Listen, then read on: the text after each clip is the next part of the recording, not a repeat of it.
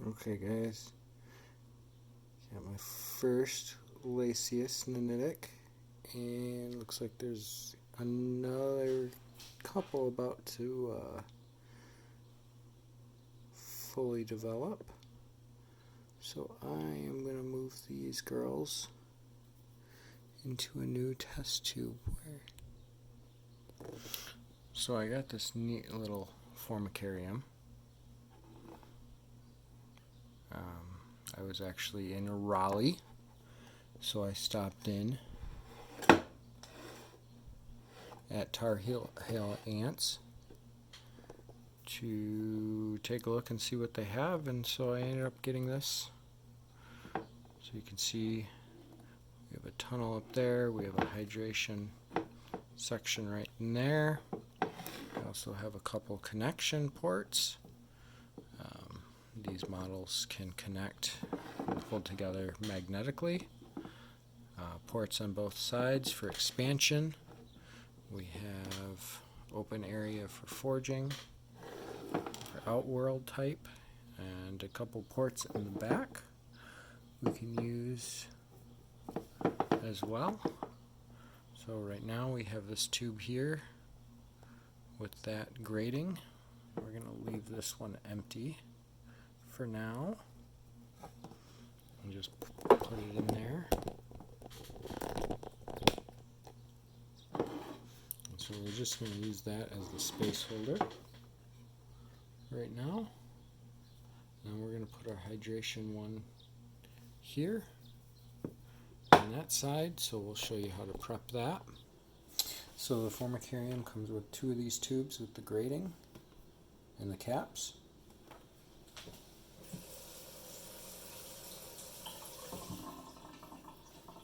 So what you do is you take your tube, take the grating side, put your finger over top, keep it snug, and then you put your water in the tube. You want to make sure you leave an air pocket for your stopper, and you put that in. Take your finger off. There you go, you should have water in there.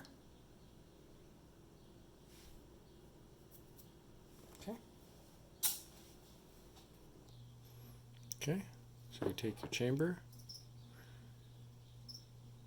insert that tube right there, and you can see inside here.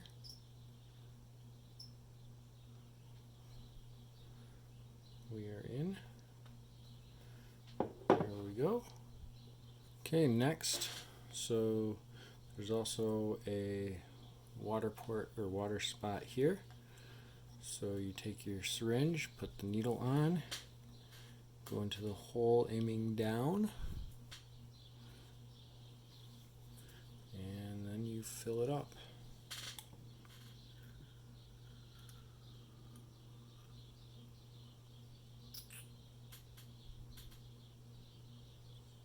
Okay, and that should help keep the humidity, moisture level up. So I am going to fill it up. That takes a couple syringe full.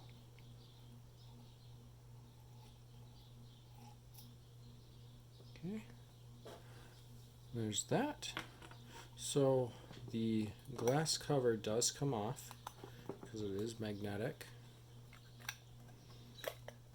So you do have access to the inside, so if you ever change out your colony, you can do that. So what I'm going to do in the future is probably put a bead of hot glue along both sides, just because I have little kids. They shouldn't be touching it, but you know, 6 and 7, 8-year-olds. So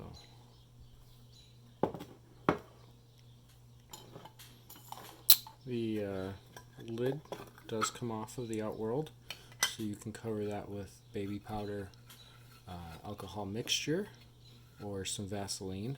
Depending on the type of ants, different material works better than others, but nothing works as well as a good old-fashioned solid cover. Lasius may be able to be contained with some Vaseline, so I may start with this off when I get some time to observe them to make sure they can't climb over it. It does very well with my Tetramoriums.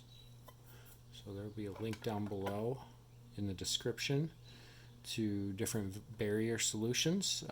Some of the more trickier species, such as fire ants. You're going to need something a little bit more intense. Baby powder, fluon. You may want to get some more information before trying to keep one of those species indoors. So the next step is transferring. We're going to transfer this queen and her nenitic and brood into here. Or better yet, we're going to let them do the transferring. We're just going to provide the connection and let them do the work. So for transferring, we have our tube. It's probably a bit large, but we're going to tape it here to this entrance here. We're going to cut it down so that we're nice and smooth, about as smooth as we can get.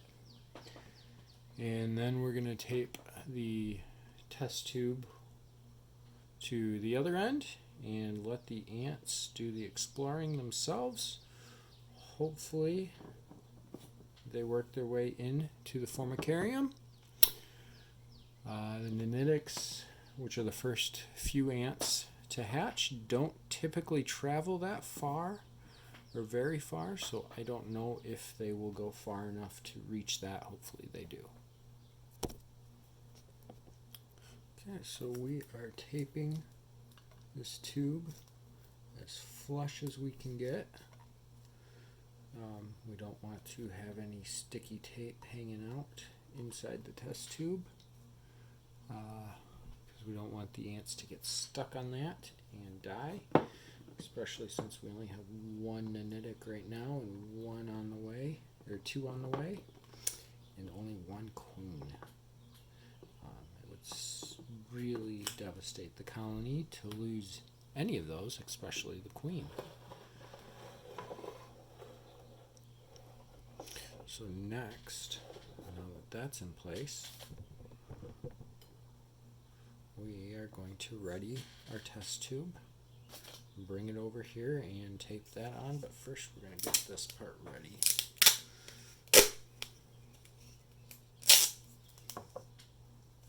As I've said in a previous video, probably painter's tape works better because it's not as sticky, but sticky enough. If you're curious as to why they are in a test tube, check out the other video at the end. There will be a link at the end of this video on setting up a founding test tube. It's really the best way to get an ant colony from a queen that is fertile, looking to found a family.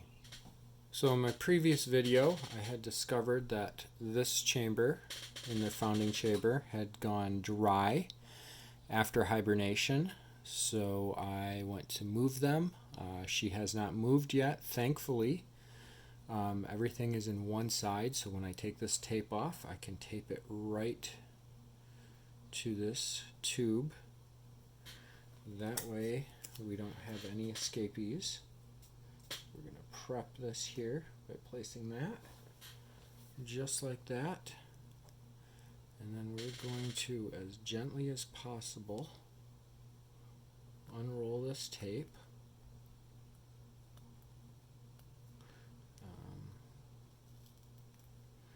Very sticky.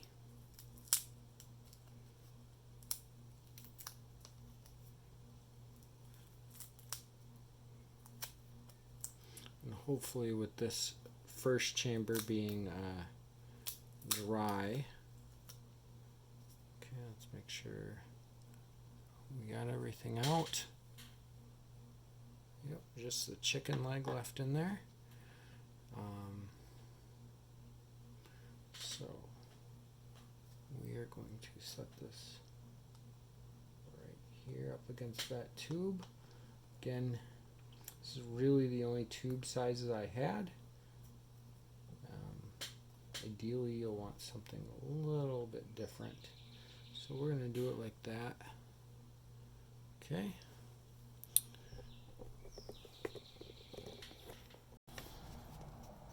There we go. We are all set. Okay. So we are all set now. Let me get my lighting here. Sorry about that. To let these girls do all the work moving their colony. Apologize for the lighting.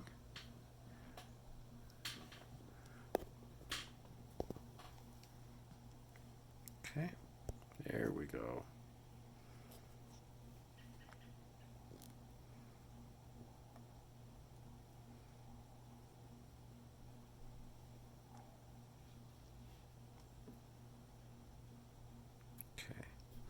So hopefully with the light being on,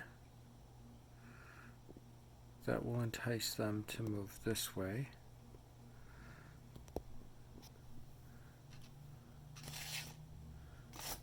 As we take this here, and we will cover that with an expired rebate receipt to hopefully entice them to go that direction.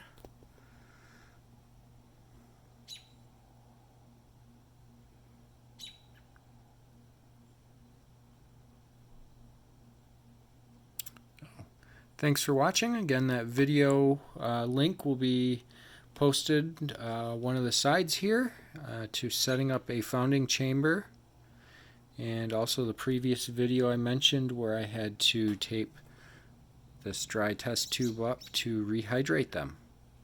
Thanks for watching. Hit the like and subscribe buttons. Really helps the channel out.